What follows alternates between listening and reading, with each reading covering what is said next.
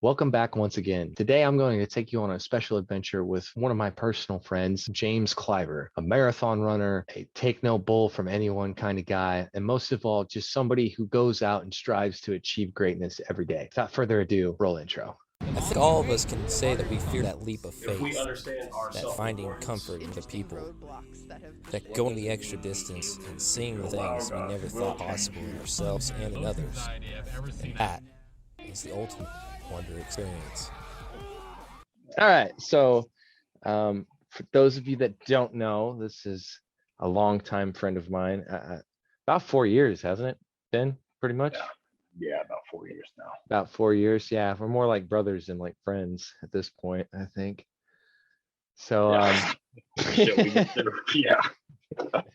um, how's your knee feeling, by the way? Knees getting back into action, man. I ran 5 miles today, and I'm gonna run 5 Yeah. tomorrow, and yeah, we're good. Yeah. Well, that's kind of why I felt like I wanted to interview you. You remember Franco, right? He got on the phone with me and he was like, "What's Cliver up to?" And I was like, "I'm pretty sure he just ran a 40." He's like, "What? A 40-yard dash?" I'm like, "No, 40 miles, dude." And he's like, "What?" So Yeah, man. you want to explain how that came to fruition?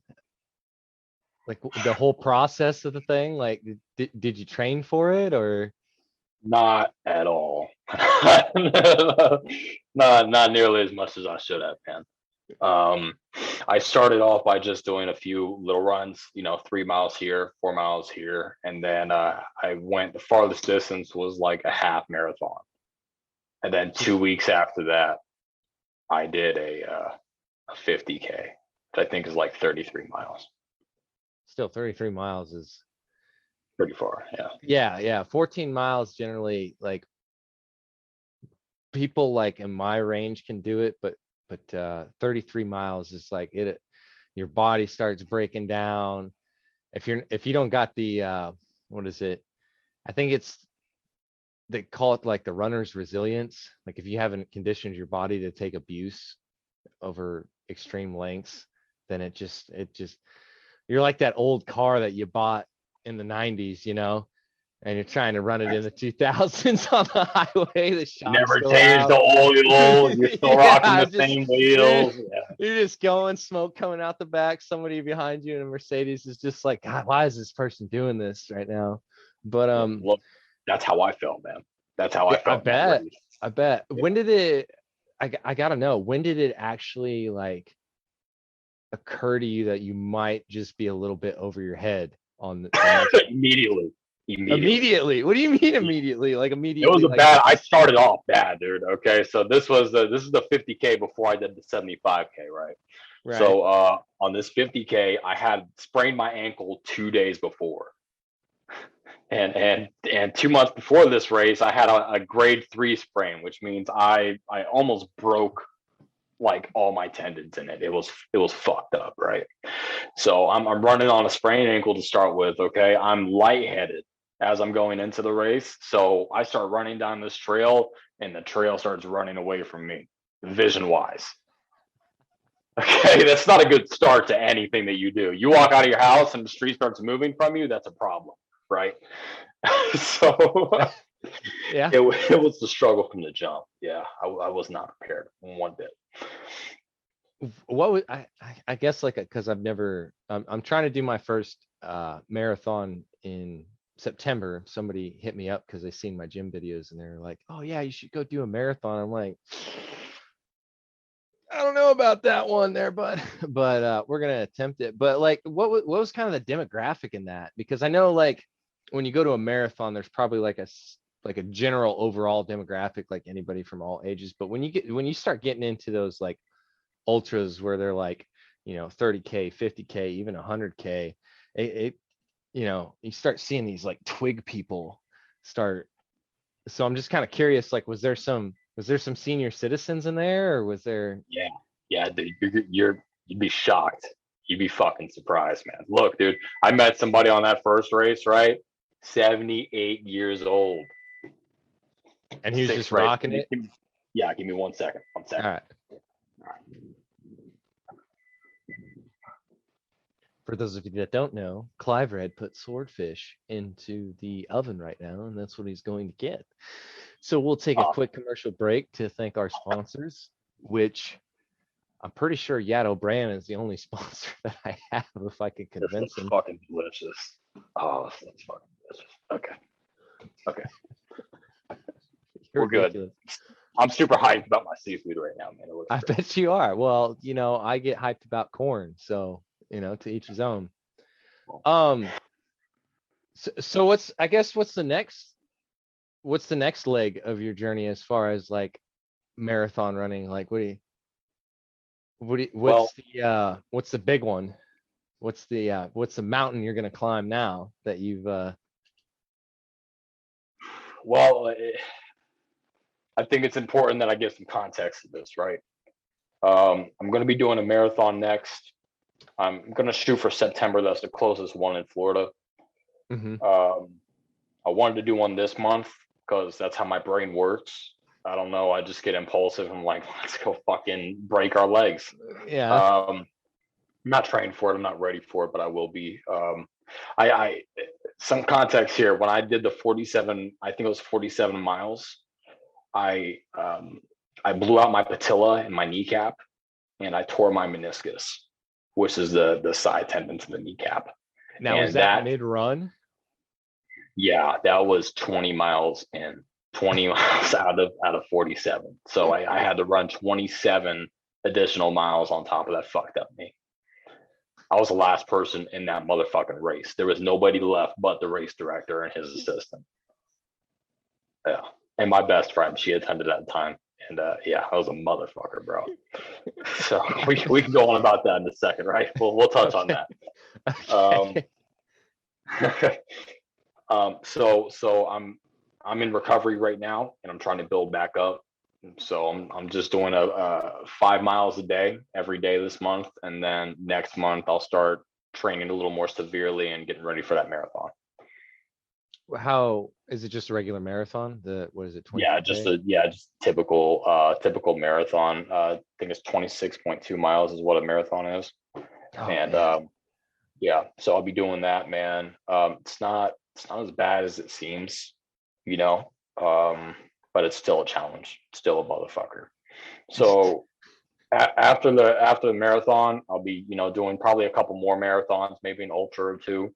And next year I plan on doing the Florida Keys 100-mile race.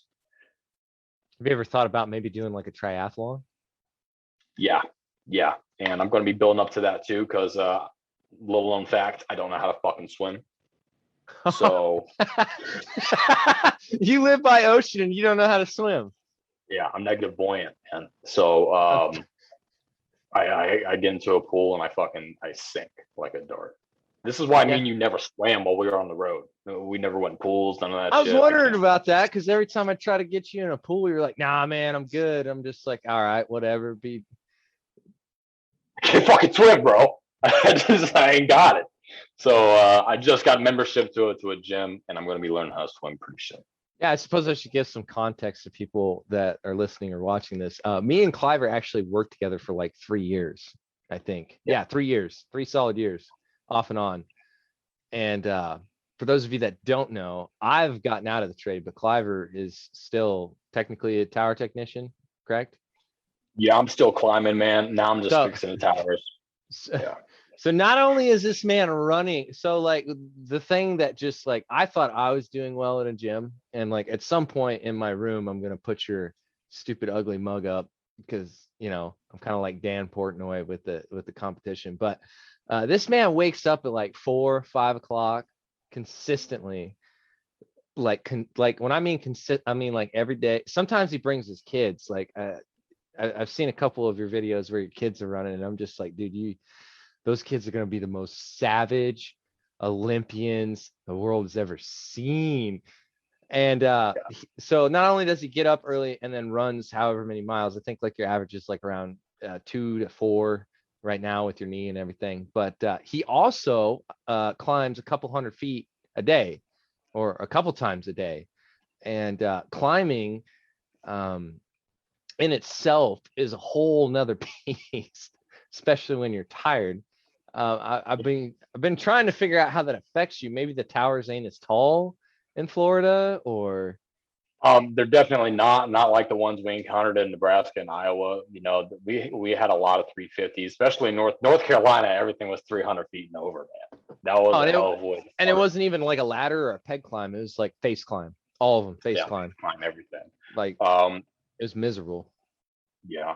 I mean, I think you should also talk about that element too, because there's a lot that goes into climbing. You know, you got to throw a rope onto you and climb it up a few hundred feet. Yeah, You got all your tools, your harness is like 15, 20 pounds sometimes. A yeah. lot that goes Depending. into it. And then as you get up with that rope, it also adds. I think like every 100 feet, it adds like 3 pounds. Yeah, You know, something or silly. something. You know, not a significant amount, but like if you get a good strong wind going on a day, like that's why I'd always have the green guys get it up. I was like, well, if they can climb this rope up, they can stay on the crew. Yeah, that's some. Yeah. I mean, I think people don't when they look at a tower, they're like, oh yeah, I could climb it, and like, I mean, I could still climb it because I go to the gym every day and I do some exercises that kind of pertain to the climbing. But when you first start, I'm sure James, you can attest to this.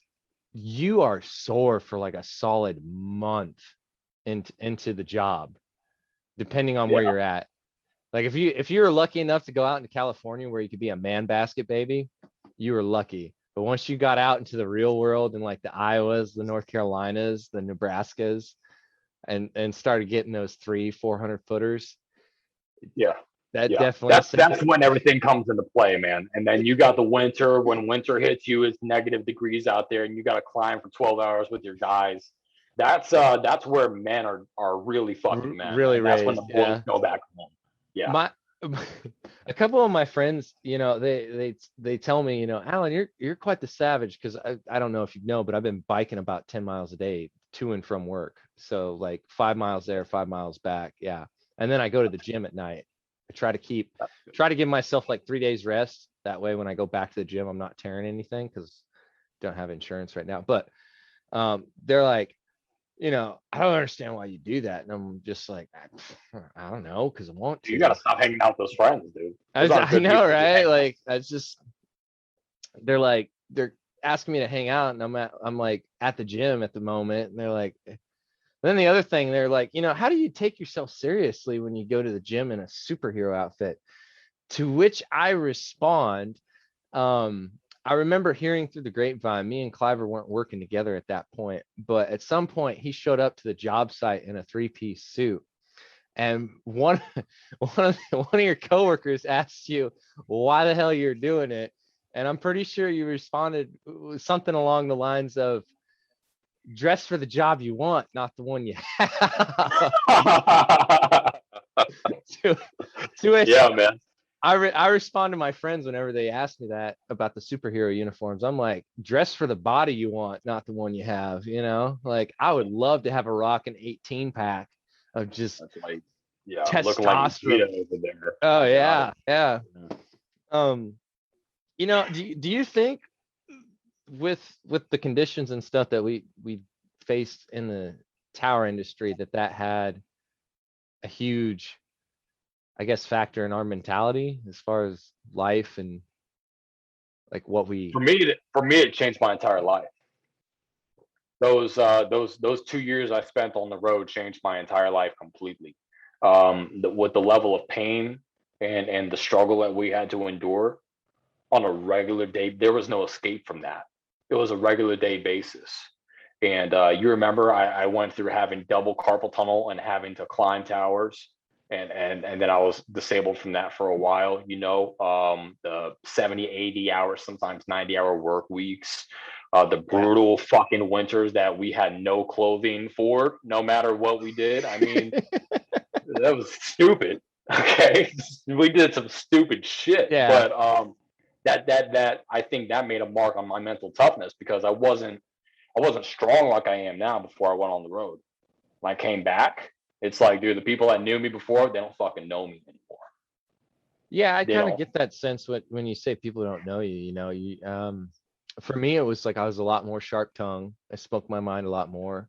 I wasn't as reserved, and I didn't hold back my opinions, even if it meant that it would make people mad.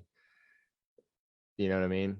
I think I don't know if it's the community or the birds of a feather that you're flocking with when you go out on the road, because they're not exactly the most Social fucking people. so socialite people, and that's nothing against the industry. The industry has some like stellar people like Skya and Kevin, or Dad as we call him.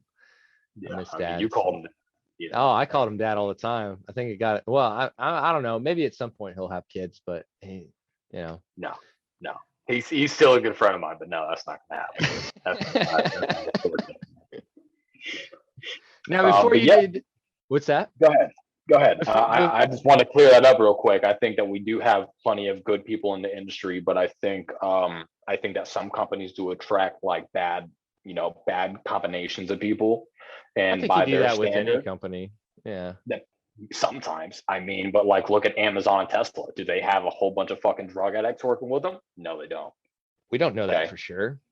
I don't know that for sure. You're damn right. I'm assuming that they don't. You're Okay. assuming if they do, they're very productive. That's all I gotta say. All right. Well, I guess that could apply for before you started climbing towers. How, for a little backstory, me and Cliver actually met up in New York when I took my first trip by myself, when I soloed to meet my British friend Emily in New York. And when I first met him, you want to talk about Jean-Claude Van Damme in a room. This dude was just straight face, cold, playing pool, and he didn't say a word to anybody. So I approached him like, "Hey man, what's up?" And I don't remember what she said, but she just started chuckling, and I was like, "Yeah, I didn't think you could keep that straight face for long." Yeah, you're a very social person, man. That was an interesting time in life too, man. Yeah, it definitely was. Yeah, that was leather jackets and suits all fucking day. That's what I was doing. Yeah, well, the other thing I don't think people understand about you is you actually like lived there for almost like a year. Yeah, I lived there for a few months, man. I lived there for a few months. Yeah. So I know rent in Florida can be extreme, but New York, I feel like, takes it to a whole different kind of beast. Stupid. Yeah. Stupid. Who wants to pay $1,200 for a closet? I did, apparently.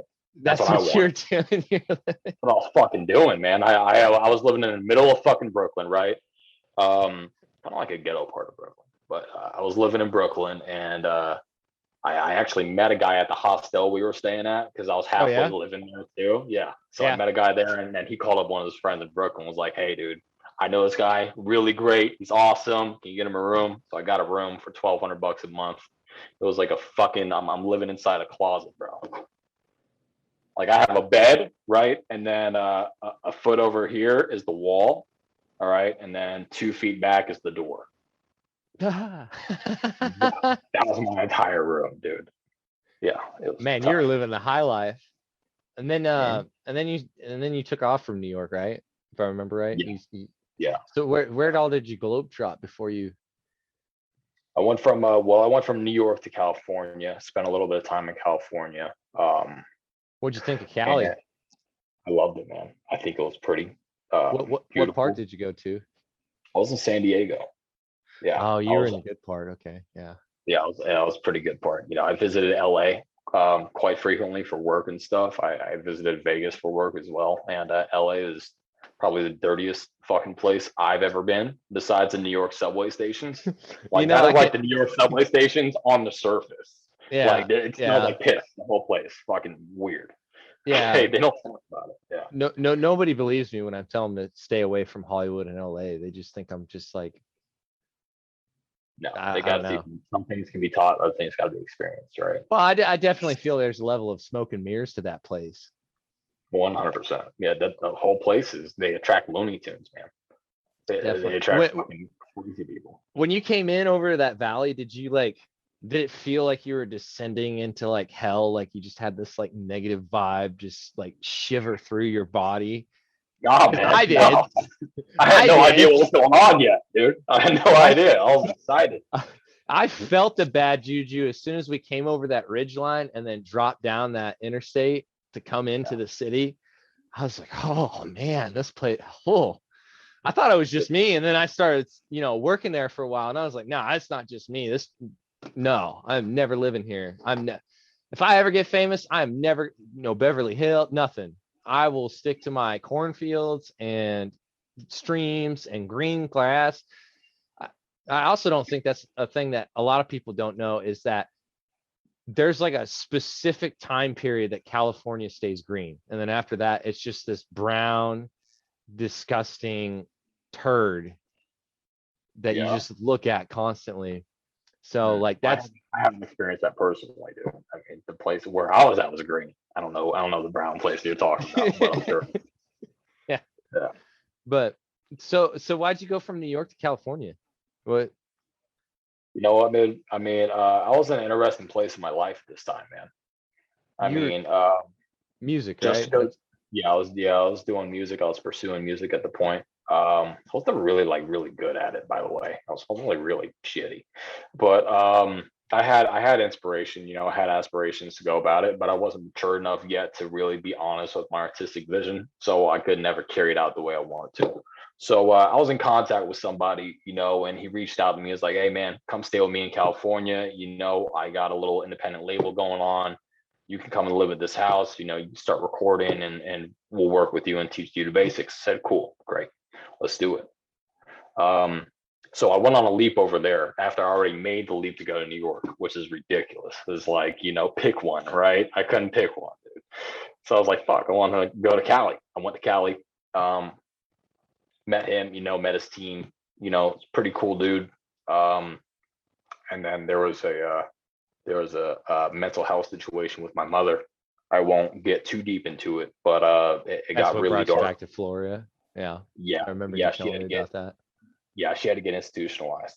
And one thing is I don't really talk to her much, really communicate with her much, but whenever something happens to her, happens with her, I come back into the picture no matter what, Yeah, well, that's just a good sign. Yeah, I think so. Maybe, I'm not saying good or not. You're a good son. Shut up. Don't. I'm not. I'm aspiring to be. What I'm saying, So I moved back home and started from scratch again. Yeah. Yeah, and then flash forward. I think you actually called me. I did. Funny enough, when you called me, I was in LA. I remember that. Shit. Yeah. I was 60 feet in a man basket, and like all of a sudden I get this, like, I think you'd given me your number because I was planning on going to Florida or something, and then I was like, oh, Cliver's calling me. Nobody ever calls me. Like nobody ever reaches out to me. I'm constantly away. So I pick up the phone and I'm like, hey, what's up, man? And you're like, what's going on, man? How do I get in this tower thing? And I'm like, oh God, I don't know if I want to bring you into this. Yeah. Once you get in, you can't get out. It's one of those. But yeah. And then I think you put in the application that night, and like within a week you were out in Nebraska.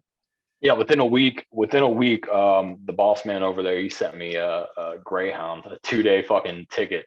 I had to ride that Greyhound for 2 days with no jacket. This guy felt bad for me in Alabama. I won't forget this. This guy felt bad for me in Alabama.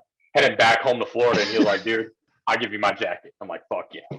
So this guy gave me a jacket. I realized it was -6 in fucking Nebraska at the time. Yeah, because it was winter. I was enjoying 40-degree weather and then 60-degree days, like 40-degree mornings and then 60-degree days out in California. And then we came and saved you from Nebraska.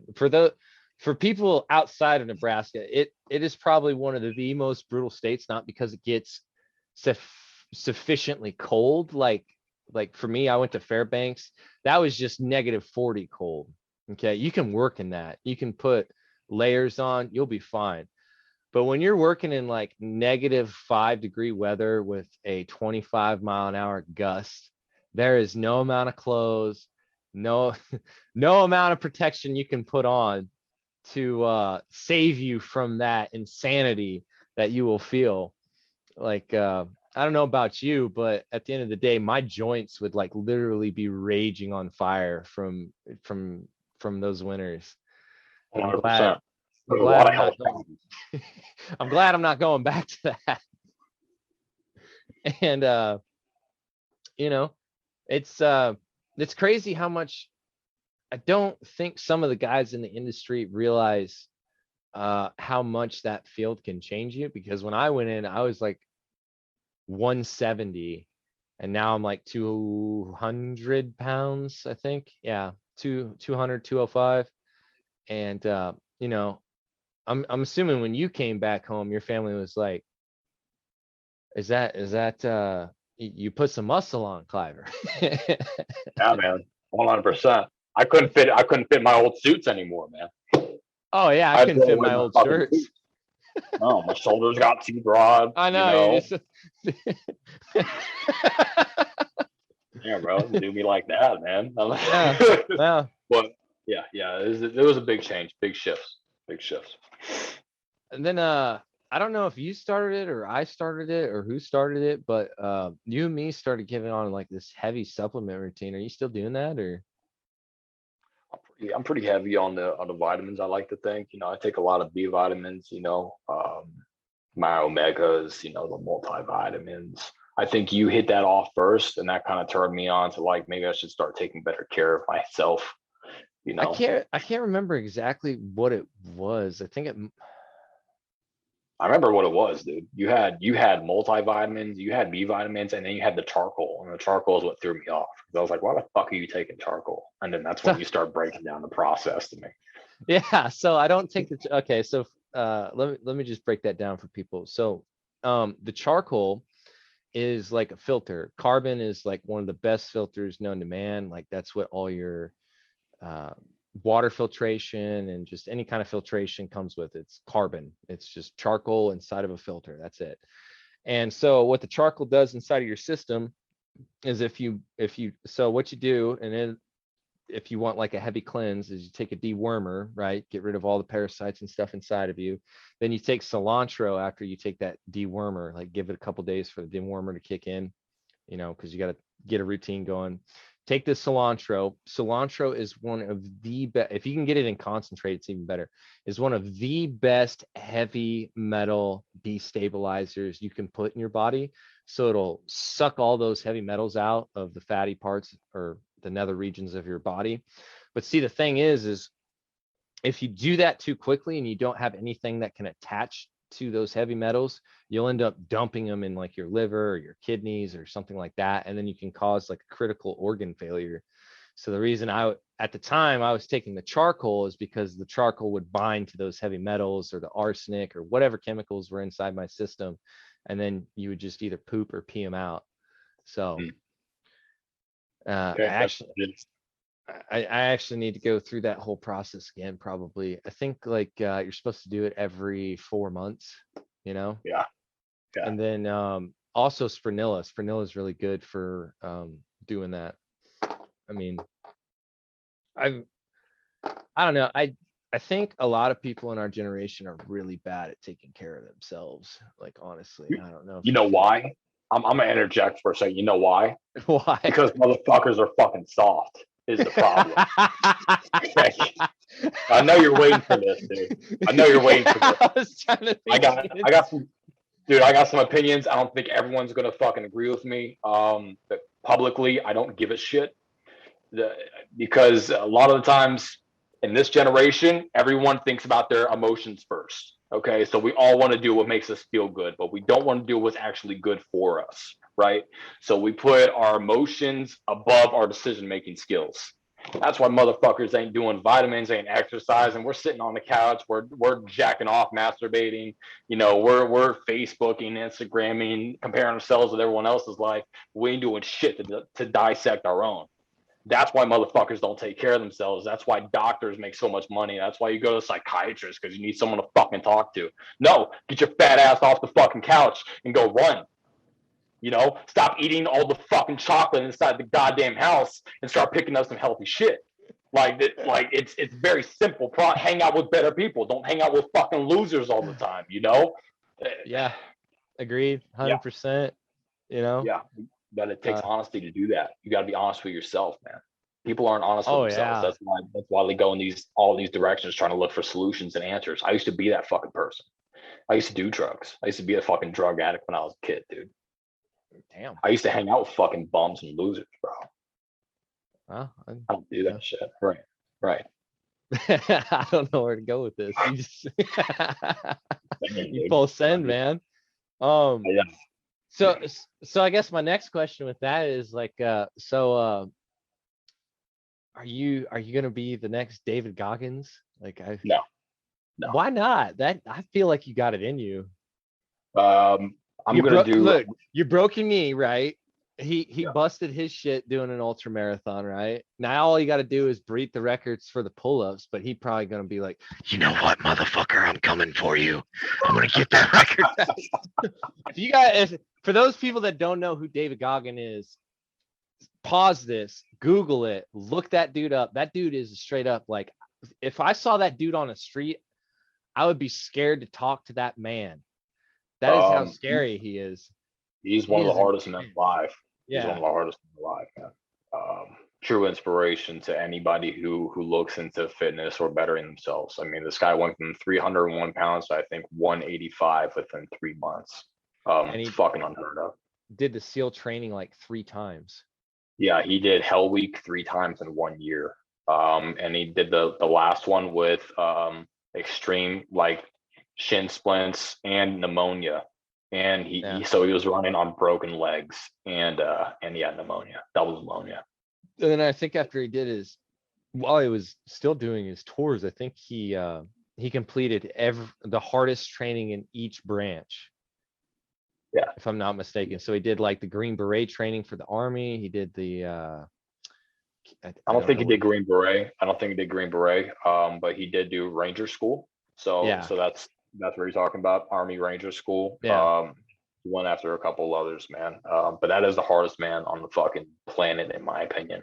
To knowledge, that is the hardest man on the fucking planet. Yeah, that dude. I personally, dude, I'm not gonna be that. Okay, because that's not my direction, you know. And I also don't believe in the competition. Like, I'm not gonna compete against him. I'm gonna fucking lose. Okay. I step out of my door to go run 100 miles. Who the fuck's gonna beat me? That guy, 10 times out of 10. Oh, yeah. 100%. Even if you chop his legs off, he'll still beat you. Guy's a savage, bro. Nothing stops that man. I do plan on being like that, but my own way. Yeah. Yeah. One of my other friends told me I should be the next Tony Robbins. I don't know where the hell she's pulling that hat-string from, but yeah. Shout out to you, Shannon. I'm not Tony Robbins. I'm Alan motherfucking Ward. That's who I am. Yeah. Tony's an interesting person. That's all I can say. Yeah. He's a great guy though. So I guess absolutely. Like what's your general, like, what's your 5-year goal for all this? The running, the stuff. You told me you were going to a meeting between I can't remember no, it's Grant Cardone. You're going to a Grant Cardone meeting, right? Correct? Yeah. So I'm attending a mentorship by Grant Cardone right now. I plan on transitioning out of the tower industry and into the sales industry by late next year. I think you do good at sales. You have a silver tongue. Yeah. You think so? I don't fucking think so, but I appreciate that. Well, I mean, like, you should read the book Dan Carnegie's How to Win Friends and Influence People. I'm pretty sure you've read that already, though. Probably, right? I've read that before. Yeah, a long time ago. Or the 48 Laws of Power, or there's a couple others. That's the other thing I don't see a lot of people doing our age is reading those kinds of books. You know, they're reading the fucking Twilights and the 50 Shades of whatever color. Mostly for the women, man. And then the guys will pick it up because they're interested in women. That's how a lot of that.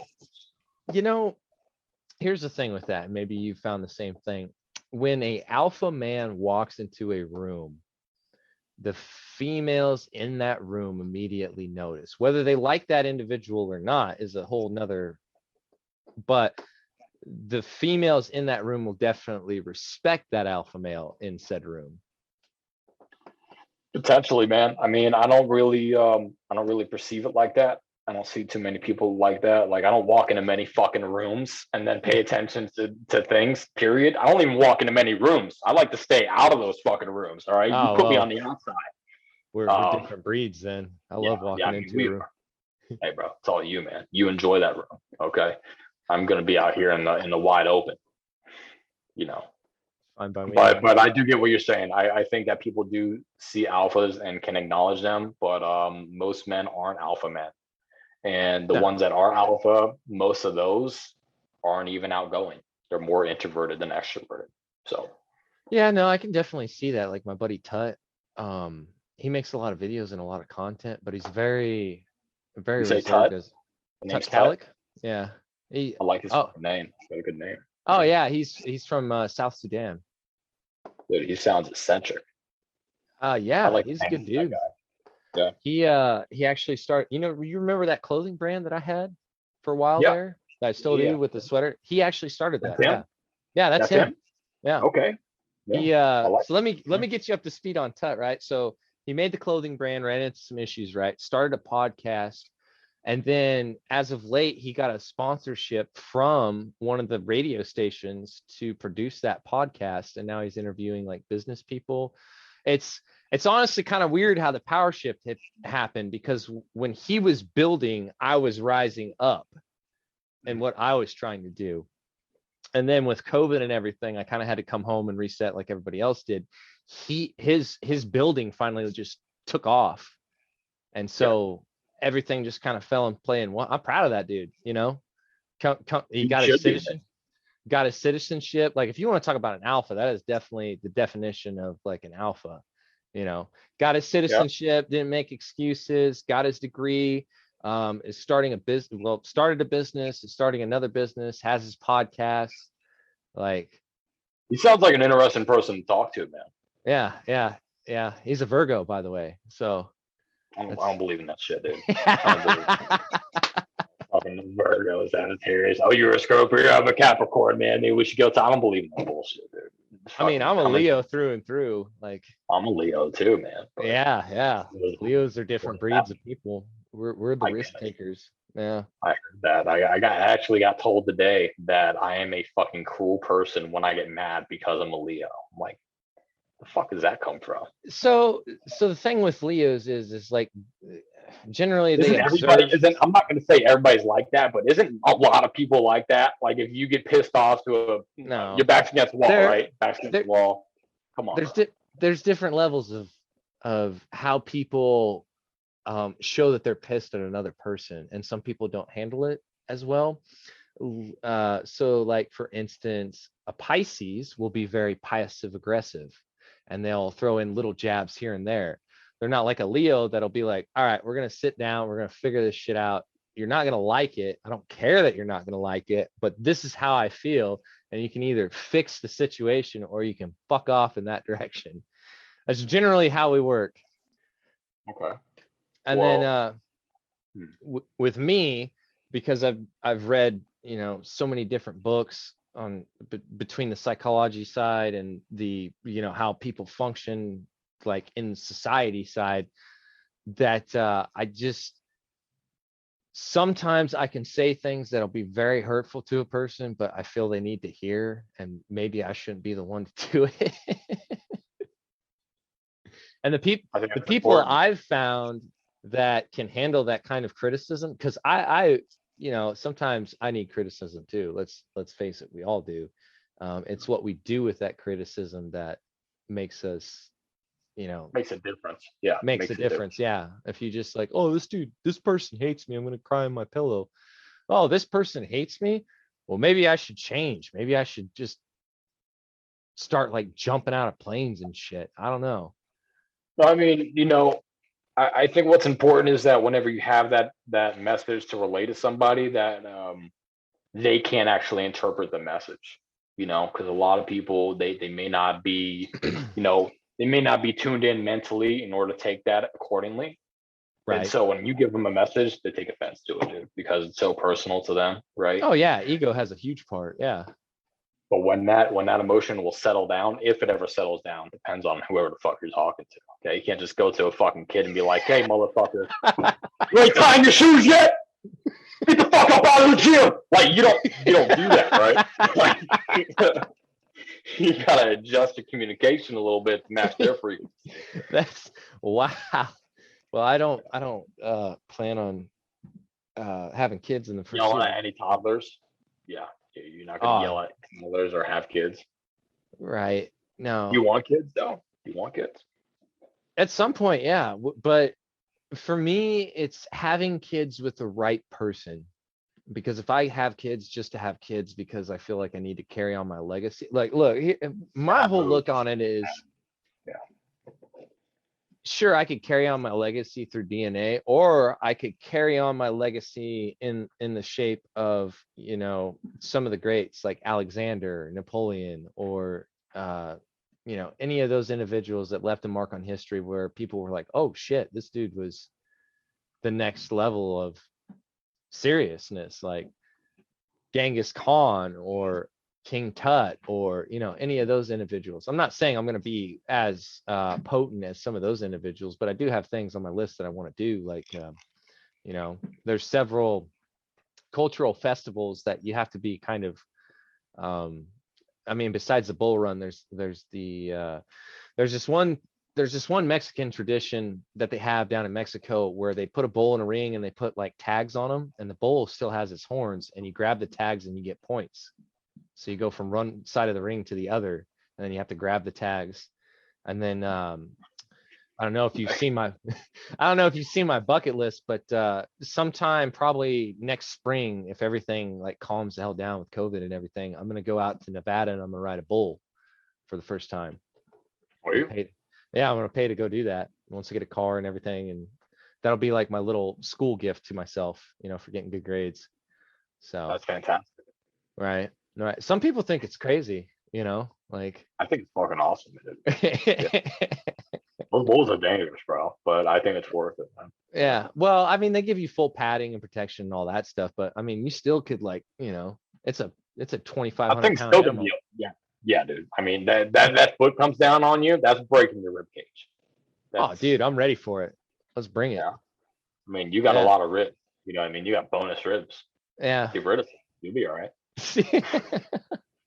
Have you ever wanted to do anything like that? Like I feel we had this conversation before, I think after we did the skydiving. You were like, isn't it crazy how you do something that's threatening your life and you just feel like everything comes together and you just understand things more, and it's just like, you know what I mean? Yeah, well, it puts things in perspective. You don't Oh, ever test your 100%. waters. You don't ever test your waters. You don't know if you're in the ocean or if you're in a kiddie pool, dude. I definitely felt like sometimes when I come back home, I was in a kiddie pool. I was in a kiddie pool and I was like just a giant shark in the kiddie pool. Everybody's like, get out of the kiddie pool. You're not supposed to be in the kiddie pool. You think because like you're so used to like this larger environment with all these possibilities, and then you come back home and it's kind of like a cage? What do you mean by that? It would just be like there was things that you can't transcend into a person through experience. Like, you know, I could tell people about Maine or I could tell people about Barcelona, but that doesn't paint a picture in their head of what it was actually like there. And it won't be the same for everybody that experiences that in their own way. You know what I mean? So I often felt like people here knew everything going on, like they were just a collective, a hive collective, like this happened here, this happened there. And then I was just the worker bee that was like flying out to go to the other flower 100 miles away. And I was just like, I saw mountains and I saw an eagle, bruh. And like, Yeah, they're looking at you like, what are you talking about, bro? yeah, like, what are you talking about? Like, or the most common response, that's cool, man. That's awesome. I'm like, no, you don't. They can't relate, bro. They can't relate. They can't. They don't know what to fucking say to you. I'm finding that because I recently got an office position. They're like, oh, so what do you used to do before this? And I was like, I used to climb 300 feet in the air and I used to make your cell phones work. And they're like, haha, that's pretty funny. No, seriously, I was like, no, seriously, I worked on cell phone towers and you came here. And I was like, yeah, you know, I needed to make an adjustment.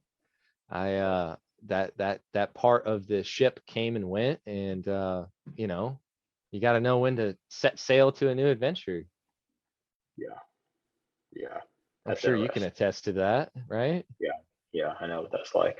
I do Yeah. that. I do that every, yeah, every chance I get. Yeah. Yeah. You got some You know big what? ass sales though. Huh? I said you got some big ass sales though. What do you mean, bro? I just feel like you got some big ass sales. You just throw them bitches up and you're like, I don't know where we're going, but we're going there. I feel I do the same thing too.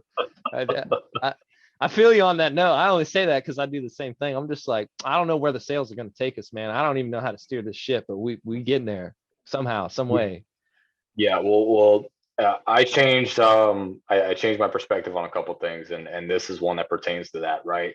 The usual adage is like go big or go home, right?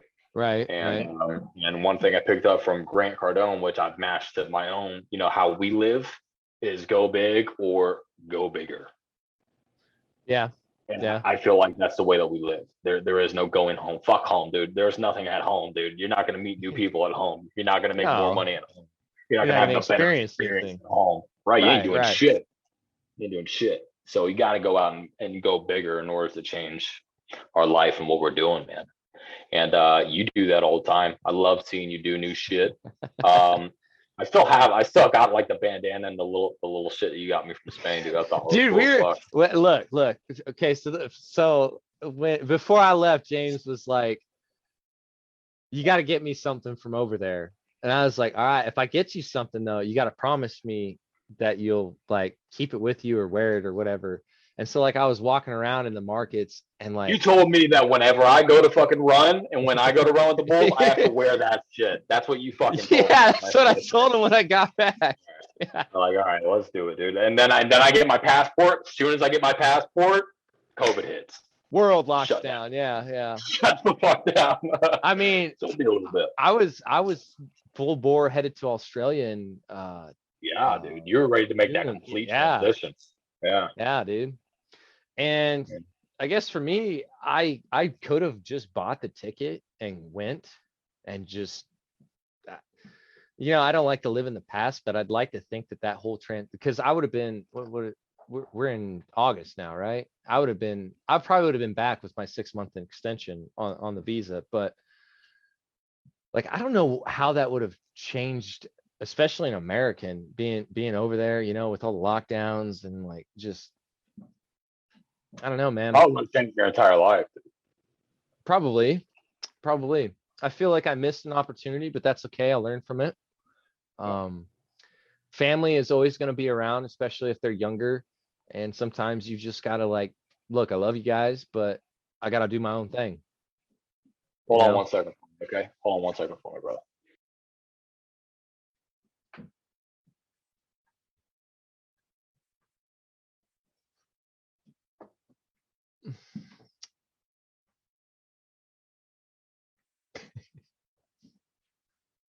Okay. Nah, you're on point. My bad, dude. Listen, before this, I forgot all about this. I'll be honest with you. So I started watching Ferris Bueller's My Day Off or whatever, right? Yeah. And that shit just started playing and getting louder and louder in my living room for some reason just now. And there's nobody home. So I'm like, what the fuck? What the fuck was that? Yeah, I had to go turn that off. So what was your plan with that passport? What were you gonna do? Where were you gonna go? London. First Oh thing. yeah, that's right. Yeah, you were gonna go to that event in London. I remember that now. Yeah. There's going to be a London Reel event. London Reel is like this podcast thing, and like this guy Brian Rose, he interviews a whole bunch of people like Dan Pena, David Goggins, shit like that. And he was going to hold an event where he was going to have Goggins there, and I was going to purchase a ticket so I could have dinner with Goggins and see him speak and get to meet him and hopefully run with him. But that got shut down, so not doing that. Yeah, well, sometimes I think one of our best traits is that even if we have to change course, the course that we want is still there. You know what I mean? Yeah. The goal's still in mind. It's just, definitely 100%. I think that's why we connect on a very, I don't want to say intimate level because that's kind of. So you can say intimate, bro. Dude, I'm cool with it. Dude. I'm comfortable, bro. I'm comfortable. You can stay intimate. I'm not making love to you or anything, okay? We're not on that fucking level, all right? I don't love you enough to kiss you. I get So the next 5 years, what's that kind of looking like for you? Dude. Like, let's say COVID goes away, everything's calm. Like, what 5 years? Fuck if COVID goes away or not, bro. I can't think like that, dude. But honestly, I can't think like that. Okay, COVID goes away, COVID stays. Fuck COVID. I don't care.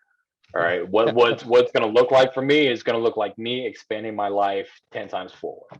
So first off, I'm buying a Tesla, dude, because I want a fucking Tesla. Hold on.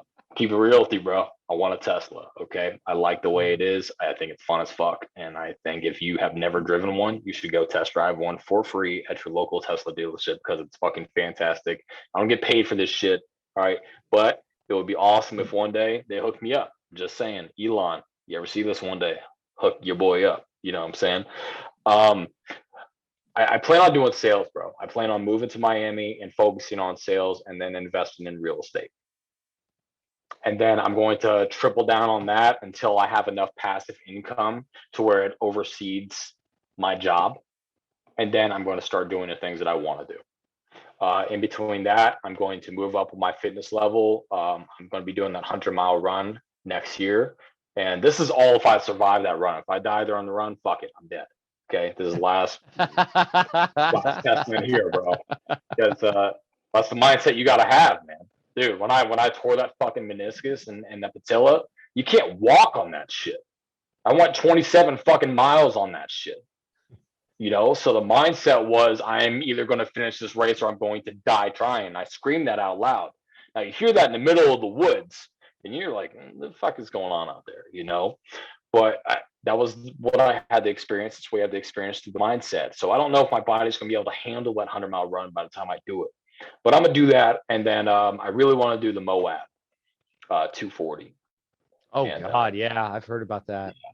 I want to do that by that 5-year mark, and I also want to be not only out of debt, okay, but I want to have a net worth towards the $500,000 mark within 5 years. And I think it's 100% achievable. Takes a lot of sacrifice, dedication, but that's where I want to be, man. Yeah. Yeah. Right now, I'm kind of in the mindset. I got 2 years to get this degree. Then I can freelance more.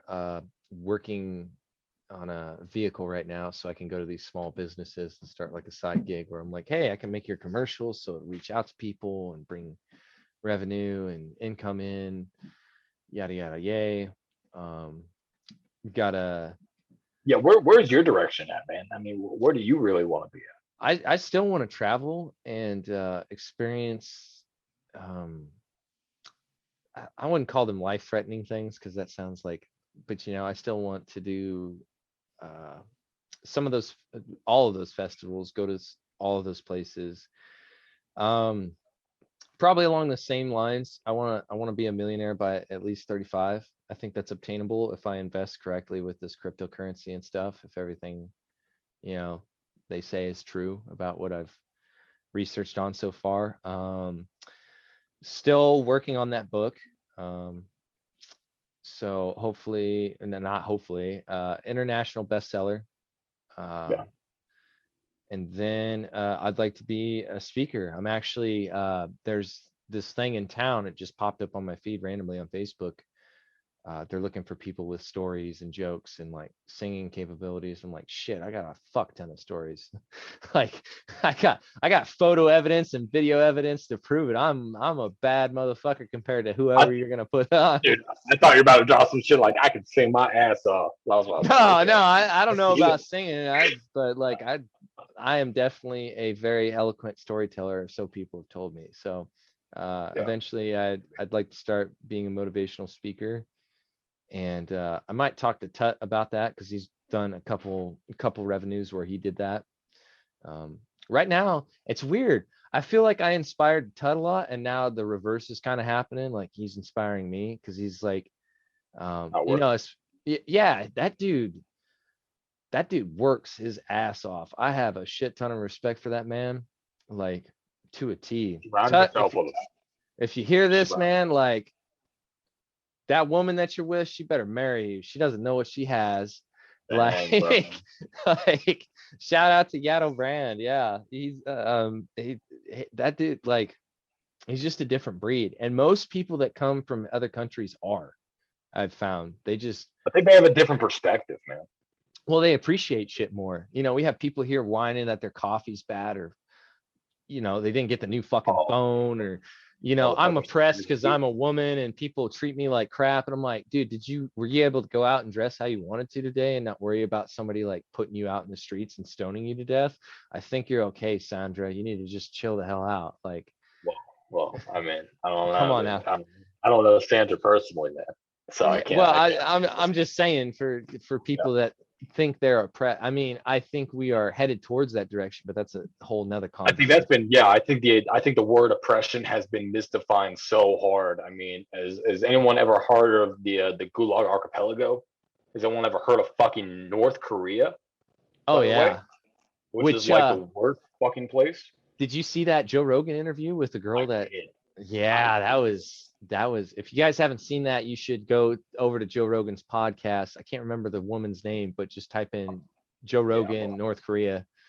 I'm gonna look that up right now, man. That was just a few days ago. Yeah. Uh, So this chick phenomenal. came, yeah, she came from North Korea, crossed over to China, Yeah. and actually got shot in the process, I'm pretty sure. Well, she didn't get shot, but she was a sex slave. Okay, so Oh, she got raped.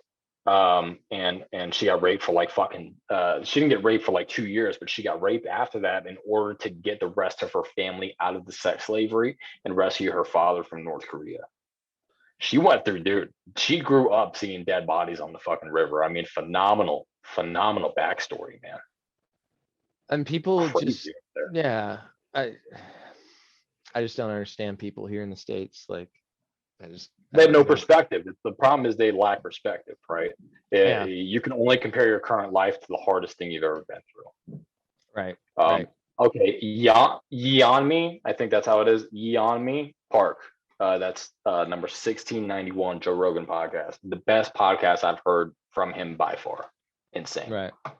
Definitely is very good. I think that would give a lot of people here in the States perspective. We are extremely spoiled, and a lot of people don't realize that, from the food we eat to the way we go about things. Like, don't get me wrong, there's some things that could change in our country for sure, but for the most part, you know, um, I feel like once they take the guns away from us, like that'll be you won't be going across the street or doing all this stupid stuff. But anyways, enough of the political bullshit, because I get tired of talking to I people got, I that. got, I got a couple questions for you, though, man. I got a couple Okay, questions for you. okay, what do you got for me? All right.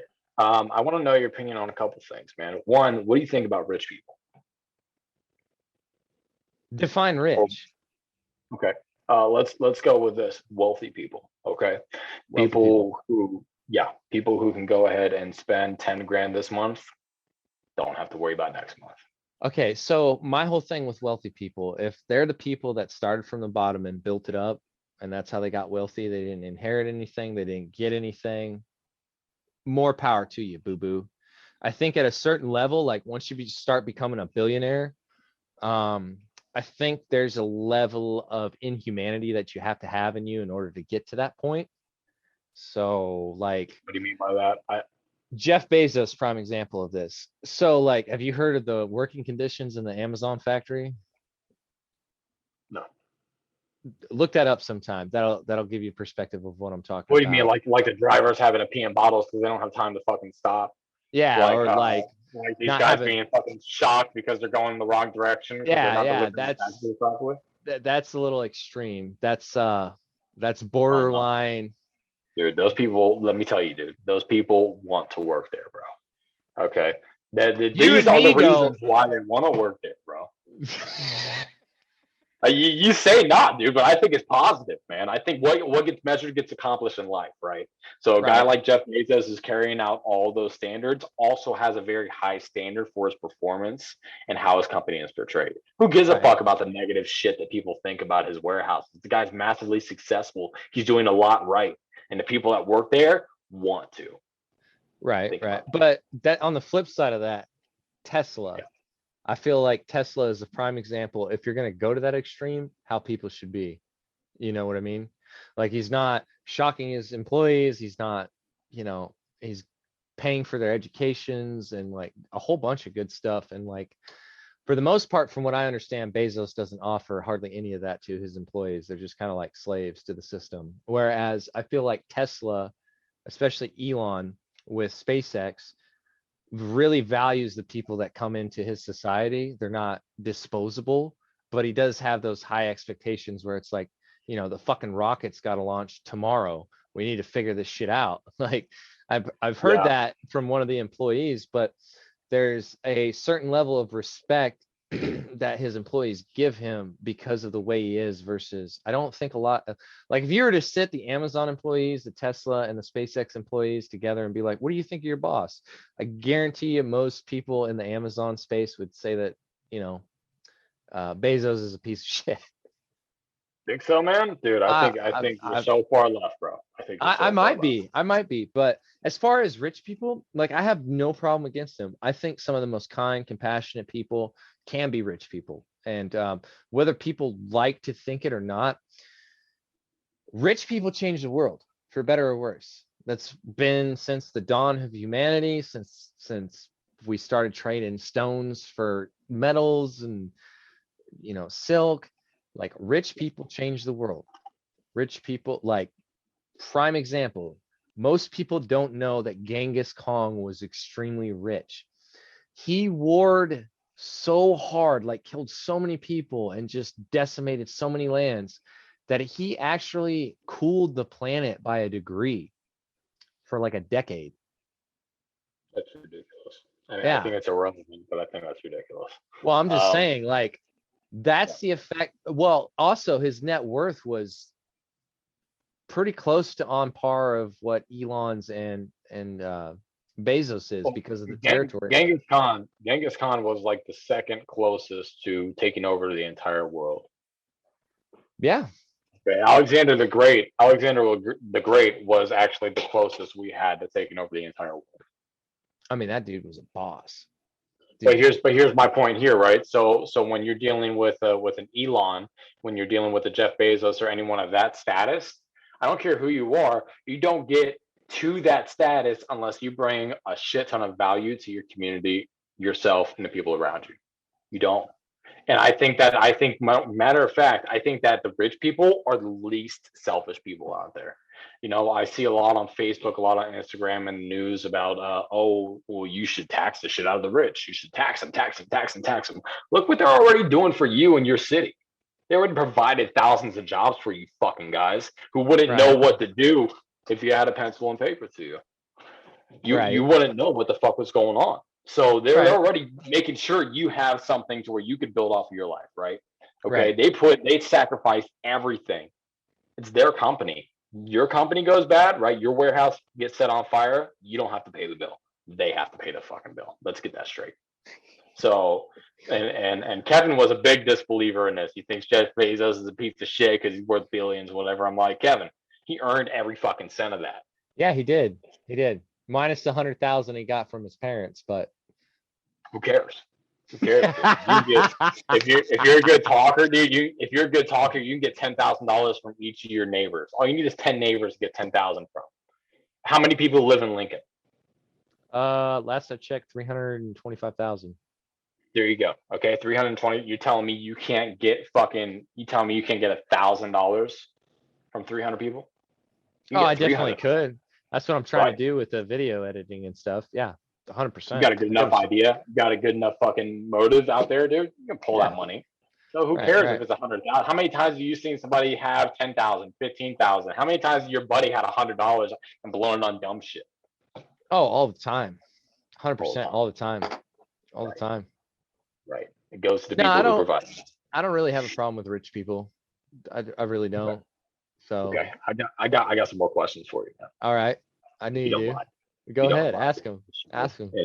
Take over here, dude. This is now the Cliver podcast, bro. Okay, so what would you have for like some tips, man? What do you have for tips for people? What kind of advice would you give somebody who's trying to be up and coming, who's trying to change their life, who's trying to alter their direction? What would you say to that person? I think the number one thing is to take risks. Don't ever play it safe. If you play it safe, you're never gonna do anything or get anywhere. You're just going to be average Joe. Average Joe. Average Joes don't get very far. They don't do much. I mean, some people are okay with that. I think you and me are examples of people that are not okay with that. And we take, huge risks, whether it be running with the Bulls or dropping all of our stuff in Florida and selling it all and then moving to New York and then moving to California. I also feel like there needs to be a certain level of generosity when we go about doing things. Like, it's not all about us. Like, people want to follow somebody because of who they are, not because of what they can bring in themselves. So if you're just a selfish, self-centered, absorbed, malicious dick of a person, nobody's going to follow you. Napoleon didn't get anywhere because he didn't go through the mud and the muck himself. You know what I mean? So I feel like if you don't have, like, that's not saying, save the world, because no one person can save the world. It takes a collective effort. But I feel like if you're doing things for your, correction, hold on, let me correct this. If you're doing things in a way that doesn't bring people up, that is probably something you shouldn't do. You know what I mean? If you're doing things for yourself and then it brings people up, that's a different thing. But if you're doing things for yourself and it's just destroying people, that's not the path you need to be on. You know what I mean? Yeah.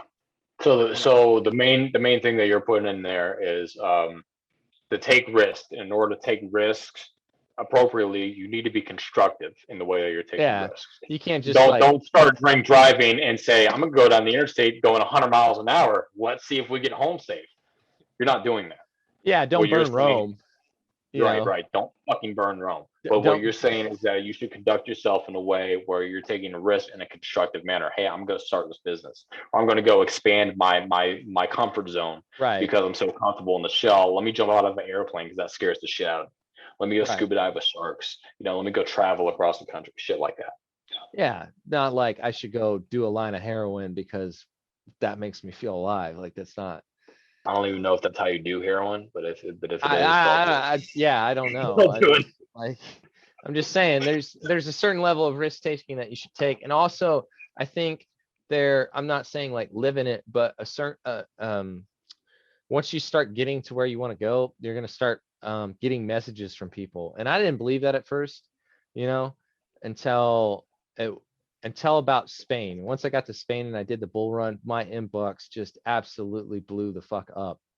When you start taking risks and you start doing things and you start trudging forward, it'll take time. And then once it'll happen, it's just like setting a boom. Once you get it in place, it just goes right in, and then you tighten it and it's locked in, and not a lot of people are going to get that reference. But what are those messages like, man? Are you having people who are like sending you threats?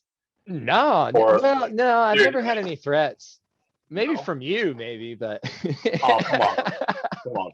No, one of the messages was from a girl that I met in California. She was a bartender, and she was like, "Oh, you're inspiring. You're doing things like you've been a huge inspiration to me. It's crazy how far you've come." Blah blah blah blah. Another one.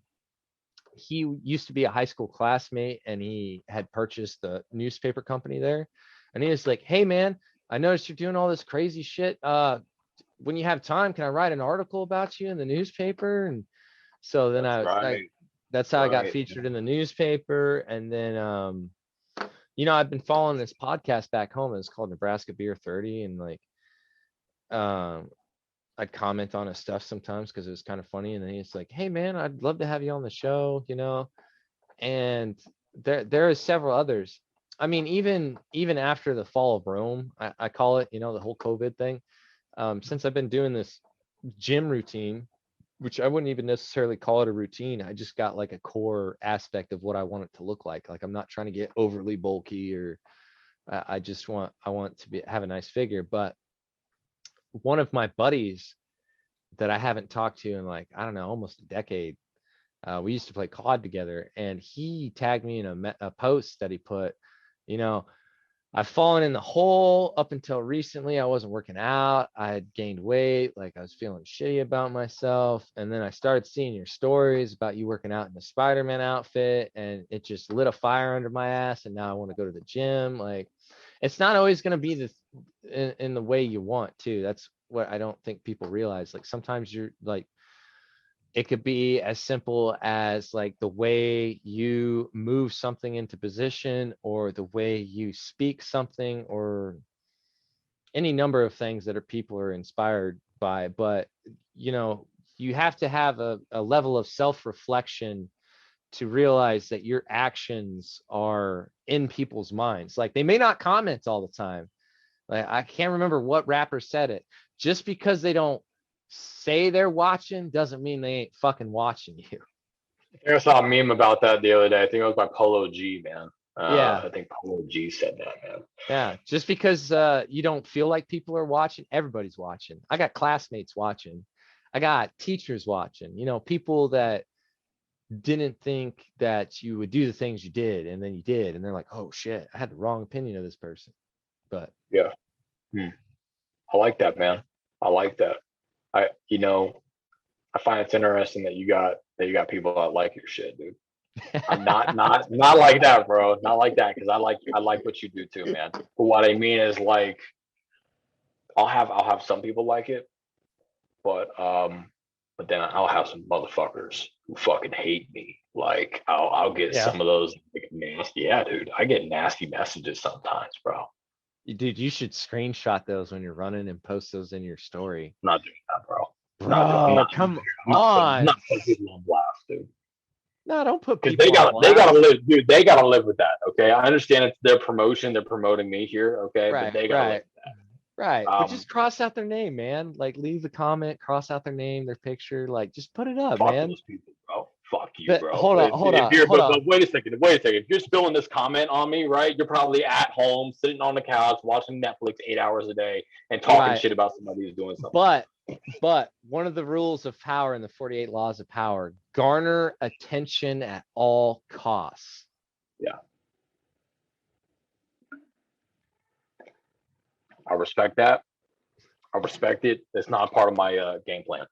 Right. Part of my game plan is just like telling the story, kind of like speaking from my heart here. If I have anything real interesting, maybe I'll consider something like that in the future, because it might be pretty funny to me. But you should do it. We'll see, man. So far it's been relatively positive, but it's a part of the process. I expect to get a lot of people who don't fucking like me. And honestly, I don't give a fuck. Fuck them. You don't like me? Fuck you. This message isn't for you. It doesn't matter. Right? You're not getting anything out of this. Go sit your ass back on the couch and go fucking complain about somebody else. Bernie Mac said it best. He's like, just be yourself. And if they don't like you, fuck them. Damn, dude, he said it like that. Yeah, he did. He really did. All right. You're funny. Yeah. Bernie Mac was a G. What else you got? What do you mean, bro? I know you got. Oh, well, you said you had questions. I was. Okay. Well, I think the last question, because I honestly think we need to do like a part 2 and a part 3 to this. I can definitely do that. Yeah. Yeah. My last and final question for you, man. And this is something I've always been interested about with you, okay? Because you're such a like colorful character. Okay. Yeah. So I've been told. You are the not the brightest or dullest crayon in the box, but you are like that off color that I've never seen before. And I'm like, how do they mix all those colors together and make that? Okay, that's what you are, dude. You are the rainbow crayon. And I'm like, why they got rainbow crayons now? Why didn't they have this when I was a kid? Right? They're fucking awesome. That's why. Right. You look like you're in a club trying to eat a snack over there, bro. What are you chewing on, man? That's not my question. What are you chewing on? So instead of getting candy, I got dried fruits like mangoes and stuff. So I get the fiber content as well. Good move. Okay. Last question here, man. And then my questions for you are going to be done. Okay. I know we still need to touch on a couple things as far as the running goes. Maybe we'll touch on that next time. I don't know. It's up to you. You know, Yeah, that's fine. I want to know what drives you to self improvement. What drives you to go forward and to better yourself? What is your why? Like, why are you doing this right now? Why are we talking right now? Because nobody else is going to. Nobody else is going to do it for me. You know, that's kind of a facetious answer, but let me think about that. Damn, what is my why? My why would have to be because I want everybody to see me on that podium. That would be my why. I don't know, like I'm generally very nice and I don't try to cut people or whatever, you know, I'm not ruthless, but when I get on that podium, you know, whenever that happens, when I'm in that moment, that glorious, like that's my motivation. That's my why. The podium stance, and then also lifting people up. That's, you know, if I haven't lifted anybody up by the actions that I've taken at whatever age I'm at, when I finally get to that podium, the gold medal where I'm chewing it and then I'm spitting the wine out and shining it on everybody. You know, I know you've seen that meme. It won't be worth it. You know, it'll be an empty, hollow thing. So with the book, I'm taking pretty much everything I've learned from tower climbing and my travels and experiences and people. You know, prime example in the book, there's a chapter called Smoke Break. So a little description of smoke break. So like after you get like some huge jarring experience that kind of throws you off kilt a little bit, you're like, oh shit, I wasn't expecting that. You know, like we do on the tower. Sometimes we just take a smoke break, you know, to kind of recollect our thoughts. How can we do this better? How can we not die today? You know, Like take a step back, reflect, and then get back to the action. Yeah. And you know, when I get to that podium stance, when everything comes, which it will eventually, whether I, you know, it's when I'm 50 or 40 or 35, it doesn't matter. I'm going to get there at some point. Just changing things for the better. If I have an opportunity to change things for the better, that is my why. Because there's a lot of things that are messed up, not only in group home situations, mental health situations, but just things that personally I had to go through, that there wasn't always really good avenues. Like it was just, so do you want lead or do you want to drink mercury? Like, yeah, which poison do you want? Well, which poison do you want at the end of the day? Yeah. So if that's kind of my why, is just changing situations for the better. And you know, whether it be through influence of video like I'm doing right now, or money, or speaking, or whatever, that's that's my why. I don't, you know, everybody asks me about, you know, like you, about having kids and stuff, and I don't honestly know. I don't have a solid answer for that question. Like I said, with the right person, yeah, of course.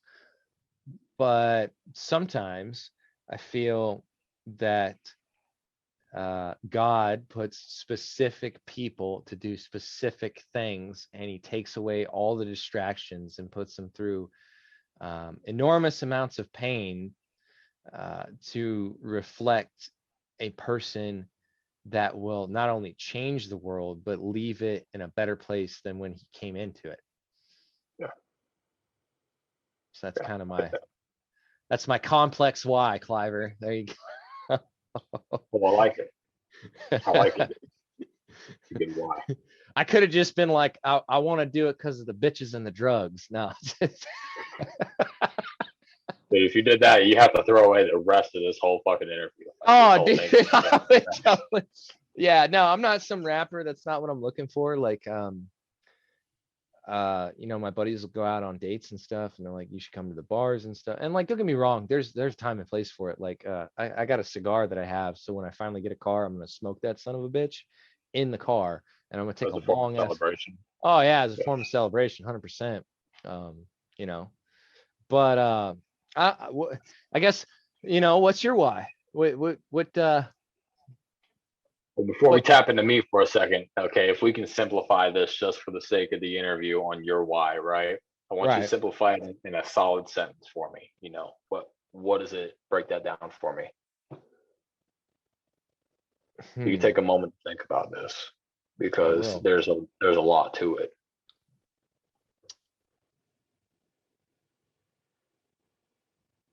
What's causing you to want to improve? What is it? My why is to be an inspiration for others, that no matter what they went through when they were younger, or who broke them, or who did what to them, that as long as they never stopped, they could see the beacon at the end of the tunnel. And they can go wherever they want. They Yeah. can do whatever the hell they want. If that means they want to climb Mount Everest, I'm not going to do that. Like, that's not me, dog. But You don't know that, bro. I might challenge you to that in 5-6 years, and you might have to fucking go do that. all right, you gonna pay for that expedition when you? I just might, dude. I just might. I'll tell you My what. fucking sales I'll tell you money. what. You we'll go to do the bull run first, right? Because I feel like Okay. that's less dangerous. We'll do the bull run first, and then we'll fly to the Himalayas, and we'll. Actually, no, I think the seasons are off. But yeah, no, fuck it. Yeah. I'm not Don't going by matter. myself. Like, Okay, that's fine, dude. oh, That's that's gonna fine. be another thing that people don't like. Okay, so I have got. Okay, now that you mention it, I have gotten something that people don't like. So you know how in all of my photos, my back is always turned to the camera, and it's just like scenic. Yeah. Yeah. People have comment like, why the fuck are you doing that? Like, what? I always thought that was very interesting. Yeah. Yeah. Well, like, always forward, never back. I like that. Okay, so you got some backstory to why you do that. Yeah. Always forward, No never pun, back. no pun intended. Yeah, I get that. Well, the other thing was a bit, for those people that don't know, is my smile, right? So I didn't always have the pearly whites that I got now. So I hated smiling on camera. And one of the things that I absolutely loved was the areas I was in. So I was like, I just like took a picture of my back. I was like, screw it. And then it got to the point where, you know, I'd come home and I'd look back on all the things that have happened. And I was like, you know, I'm not looking back to that. That's not going to get me to the next destination. It's only going to keep me here. So, and then I started putting like little inspirational quotes.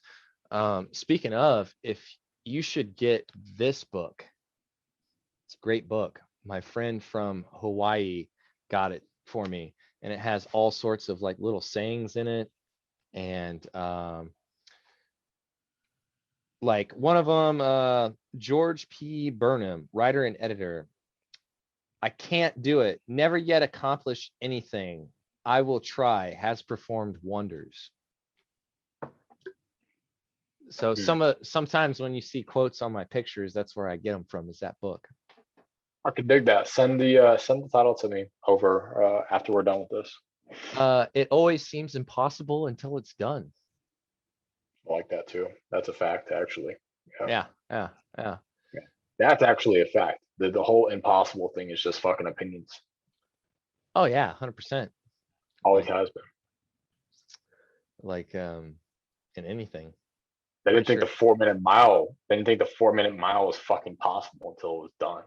Yeah, and then after it done, everybody was doing it. Yeah, exactly right. Yeah, 6 people fucking broke it a month after. Yeah. After Roger Bannister ran that. I mean, if that doesn't tell you like, hey, what you think is impossible is bullshit. I don't know what does, man. Right. Yeah. Okay. So you're why you deflected the question. No, I didn't mean to. I mean, I was really intrigued in what you were putting down, you know. Okay.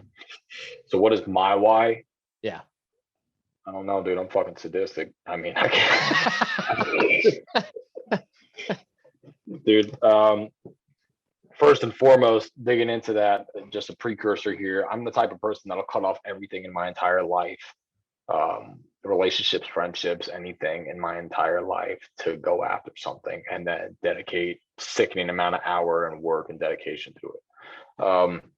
That's what it takes sometimes, though. That is what it takes. I think that's absolutely what it takes. 100%. You know, it's a do or die method. Do or die. For me, I had a fucked up childhood, man. Same. You know, homeless by 15, you know, fucking, you know, molested as a kid, you know, was always frowned or looked down upon, didn't have many good friends, you know, had no good influences or role models to work with.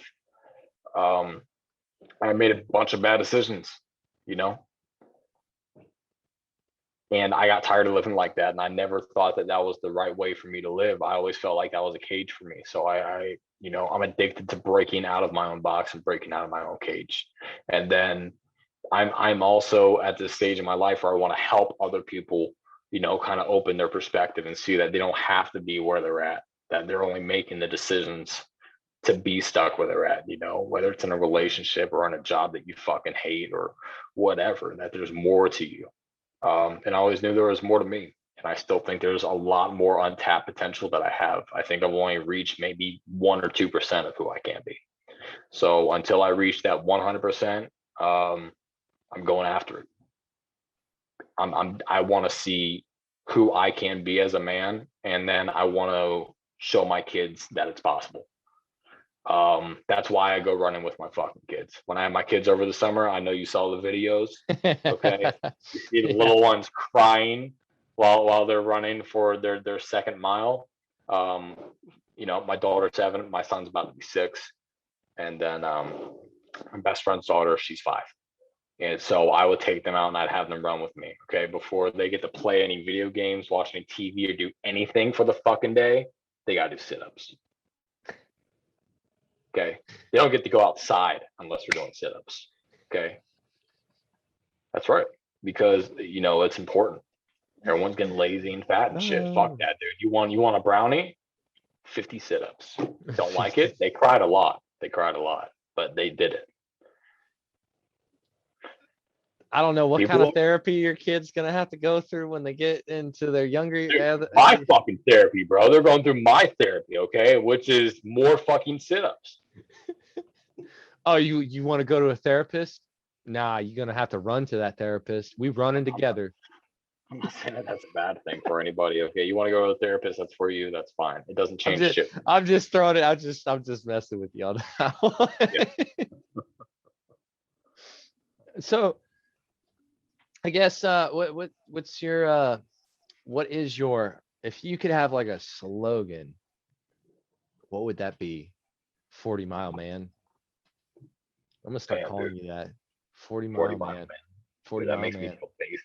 Makes me feel basic, bro. I ran next to I ran next to 65-year-olds, made me look like a little bitch.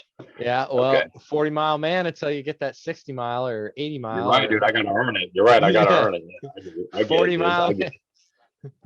Yeah, that's gonna inspire me to fucking go running this weekend. I'm gonna text you that every day too. I'm gonna be like 40 Mile Man. You're just a 40 Mile Man. 40 Mile Man. Yeah, you're a motherfucker, bro. Do that. I like that. I like that. That's gonna motivate me, dude. It's gonna get me sparked up. I'll start waking up at 3 o'clock instead and start fucking running before I go climb towers. Matter of fact, I'll fucking do that shit tomorrow. Fuck you, man. I'm doing that shit tomorrow, bro. Okay. Here's what I make my kids say this to me every time I say goodnight to them, and I've been doing this for the past year. Oh yeah. Yeah, and this is what I live by. I don't know if it's my slogan or anything, but it's you could do whatever you want as long as you work for it. And that's how I live my life. I feel like whatever I have in life, I've earned through work. I've got a tattoo on my wrist that says, you know, work over talent. Oh yeah, 100%. Every day. Yeah. Every day. I live by that, you know. I press that into my children's heads. They say that to me, they don't even have to think about it anymore. They know what time it is. That's like our goodbye. Okay. They say, I love you too. you could do whatever you want, and then they finish as long as you work for it. I'm like, okay, There you go. that's it. There you go. So Future little millionaires there. it's future fucking happy people. You know, they want to be millionaires, fine. But they want to change the world, fine. Fuck it, I don't care. I'm just As long saying, as I've they never get it seen a done. millionaire in a Ferrari crying that wasn't happy at the same time. Damn, dude, you're probably right. I ain't driven a Ferrari yet, but I'll tell you what, if I ever cry in one, I'll let you know. So Yeah. when are we gonna do this again, man? When are we doing this again? A couple weeks? What do you think? Yeah, whenever you're available. I got another buddy of mine. He so he went from basically nothing with his parents. I'm actually have to get back on you whether I'm related to him or not, but he's making like a little over 6 figures now, Good. like a year. Got a house, got some real estate. That dude is a fucking machine. He's also one of my other kind of, not really mentors, because I don't talk to him enough to be a mentor, and he's got a lot of stuff going on, but another one of my pivotal, Good like, info. yeah, good influences. Yeah. And then shoot, I don't know, man. I got like a lot of people I got to hit up from my travels that have done different things. I'm trying to Good. get Jesse from when we were in New York on here, and he's such a recluse that's pretty difficult. So I might get Jenny. I don't know if you remember Jenny or I do not. remember Jenny. This show's fun, man. Yeah. Yeah, Good she's in energy. New Zealand. She's been in New Zealand for like 2 years now. That's awesome. Yeah, it's Yeah. pretty cool. Yeah, I'd like to see that, man. Well, anywho, dude, I mean, get in touch with me. Let me know what's going on. All right. Let's hit it up. When are you gonna set up your own little, like, No time soon. the I'm 40 a Mile busy Man mother. podcast? No, that sounds lame as fuck, dude. No one wants to tune in to that shit. I don't want to listen to that shit, dude. I would. Why not? What do you I want to mean? listen to a 500 Mile Man podcast. All right. Okay. Okay. All right. Well, you got to take steps. Steps to I am get to where taking. you want. There's a lot of steps in a mile. Okay, we're talking. Average is like 8,000 steps. Okay. Well, you better make it. You better do it in 7 then. Yeah, you damn right about that, brother. Yeah, Well, yeah, listen, yeah. it's been a pleasure talking to you, man. Thank you for having me on this, man. Is this your Yeah. first one? This your first one? I haven't uploaded any of them yet because I'm getting like a giant amount. So I have some from when I did Wonder AW. So I have like 3 of those. So this is like the 4th one. Yeah. Good. Yeah. Good. I like it, man. Yeah. Well, Yeah. keep in touch. Let me know when it's gonna come out or whatever. If you want to release some clips for it or whatever, dude, I look forward to seeing it, man. Yeah, I'll probably after I click the stop button on this, it'll dump into a folder, and then I'll have to edit it and get some clips out and put some bleeps in, because I'm just kidding. What? Come on, bro. You gotta have yes. So fun fact, I know you hear me cussing in my Instagram stories. The transcriber, the thing that puts the subtitles up or whatever in your stories, it'll actually bleep your cuss words out. Really? Yeah. That's good shit. AI's a motherfucker, bro. Yeah. AI's a motherfucker, dude. Censorship. That's where censorship starts, man. Yeah. Whatever. Yeah, Free dude, world. whatever, dude. You're in the conspiracy, bro. We'll get into that another time, probably. But I'm gonna go ahead. Well, let's do a part 2, man. Yeah, we definitely can. Yeah, I would actually like that. Just let me know when you're free, and we can. Thanks again for listening to the Wonder XP podcast and following along on the journey. Go ahead and rate, like, and share this to any of the social medias that you so happily desire. Also, go ahead, if you feel the need to, bringmetolife.com/WonderXP, where you can donate to the cause and help me bring more amazing people on this page. And if you feel that you need to understand yourself better, go ahead and sign up for an astro reading, where I will give you a detailed or summary version look as to what it is that makes you function and how you go about life. And as always, sometimes you just need to make your own adventure.